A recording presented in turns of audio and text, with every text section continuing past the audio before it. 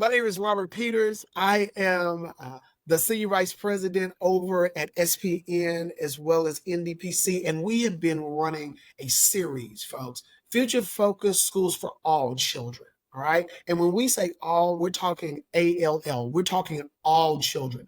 We believe that Future Focused Schools should not just be a school where all of the smart children go. We got to build, if we want to be successful, we're seeing absenteeism all across the country. We're seeing lack of engagement all across the country from students and teachers. And if we really want to build this quality education for all children, we got to make sure that we're building future focused schools for all children. So, hey, I can preach all day on that. And I'm going to start preaching today, Fletch. I want to make sure that I introduce Dr. Fletcher. Fletch, introduce yourself real quick before we jump into a question. Hey, I'm Dr. Fletcher, preferably called Fletch. I am a 20-year-plus educator, primarily in the secondary realm, but have helped elementary through high school and now in higher education. And I'm excited to be here today. Definitely. Fletch, she hails from Los Angeles. As a matter of fact, born and raised, has worked there for 20 years. She's doing some amazing work with Black students. We really want to focus on, this is kind of the second part of the episode with future focus, success in schools for Black children, right? She talked with us initially about some great things that's going on out there. Also some strategies around strategies as far as Black students. Do we see them?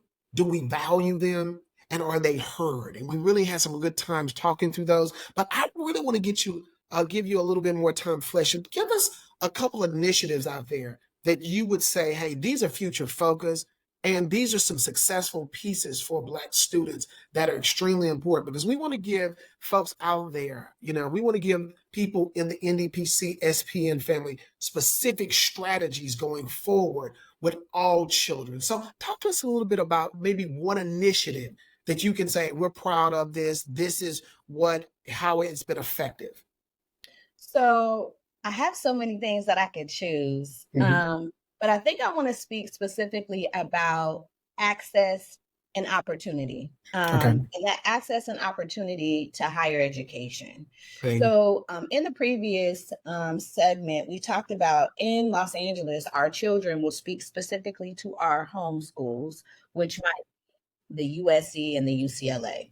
Right. And so one of the bigger initiatives that happened within Los Angeles is we wanted to give them access and opportunity to other higher learning institutions, right?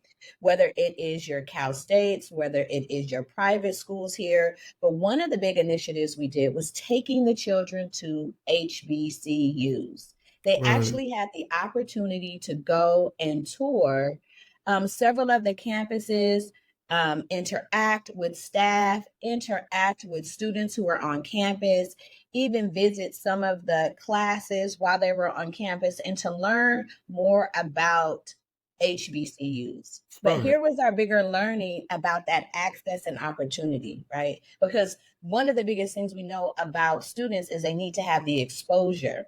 Right. Sometimes we will isolate or keep children from things because of attendance. Oh, they can't go because their attendance is not high. Oh, they can't go because they don't have the GPA. Oh, they can't go because their behavior is undesirable, right? However, what is important to know is that some children need to see bigger than where they are. They need to be able to have the opportunity. They need to be able to have the access to see the next level. If I never see it, how do I know that it exists and that I want to strive to get there? So two things we learned from that is that, one, we wanted to be able to continue to push kids to go to see the opportunities that exist. So taking sophomores and juniors before it's time for them to apply. But when we came back home, it was like, okay, how do we continue to help them with understanding their historical background, right? The assets that they have, their own funds of knowledge. And so we really put an emphasis on how do we build up our Black student unions? How do we create spaces and places with intentionality to help them grow. So access and opportunity through supporting their Black student unions, getting them Right. to student conferences, getting them to have access to leadership development, getting Right. them access to tutors, getting them access to people on campus that are aligned to what they want. So when we did the survey around what do you want to do in your future? What are your interests? What are Mm-hmm. some of your goals? We Mm-hmm. use that data to inform what would be happening inside of their Black students, I see. right? I like So that. I like that that. has been extremely powerful. And you've seen the shift from just like BSUs are highlighted at certain times of the year when we have Right. this continuous development of curriculum and support programs, access and opportunity through Black Student Union I on love that. campuses. And we made sure that they were on every single campus at high school and now going back into the middle school sector to make sure that they also have that community. Um, in certain areas, Mm-hmm. Black students are the minority. Right. So it's important, right? When we would go back and talk about why are all the Black kids sitting together at the cafeteria in the cafeteria, that Right. still exists, right? That need to Right. have that community, right? Right. Most of our children were born in community. The village concept of the auntie, the granny, the cousins, it's a village, right? And we Big continue mom. that Big mom. village, Right. Everybody. right? Big mama, Everybody. me on them, Me okay? mom. Right. That's it. Every Right. Sunday. Right. The food. Every Sunday. Right You after know it, church. right? Right. Right? Definitely. And the food and the community. So it's That's like it. that we needed to bring back. They got to see it when they got to visit these HBCUs. So now how do we make it tangible? So Right. building Black student unions on the campuses is important because we're only 7% in a district with over 100,000 students. Right. 7%. Right. Definitely.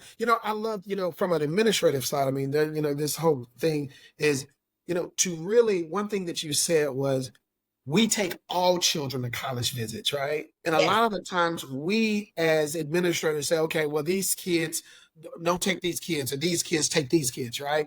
But the thing about it is how you can spark that, that's something within that kid for them to see someone who looks like them Yes. at the professor level doing big things, right? So they're Yes. like, everyone has to see themselves in someone, right?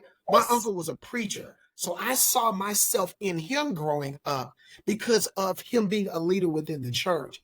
All of our Okay. children have to see Yeah. someone who Mhm. looks like them in this leadership capacity to then begin to say, okay, this Mhm. is what I can become, right? And Mhm. this is what I want.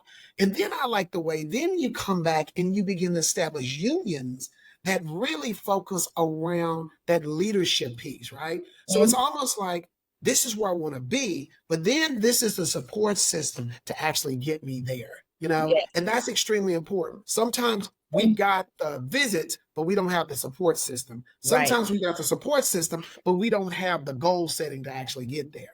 So Right. what we've got to do is we've got to put those pieces. And as we're thinking about future focused schools for all children, you've got to put those pieces for all children, right? And Mhm. they have to be individualized for those children, right? Yes. And that's what's extremely important. Yes. You can't just put a system together and say, okay, this is our system, and then put all children in it and think that it's going to work.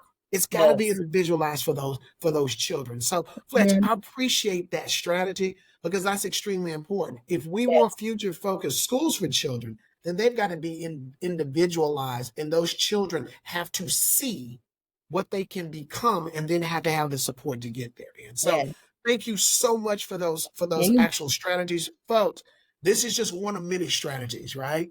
When we think about future focused schools for all children, I want to thank Dr. Glynetta Fletcher, also called Fletch, for Yes. coming in, really talking about the amazing things that are going on in LA and the amazing things that can be going on in your district. If you need additional resources, any connections, hit us up on that link, folks. Get connected. We really want to broaden our family as far as educators, whether they're superintendents, principals, teachers.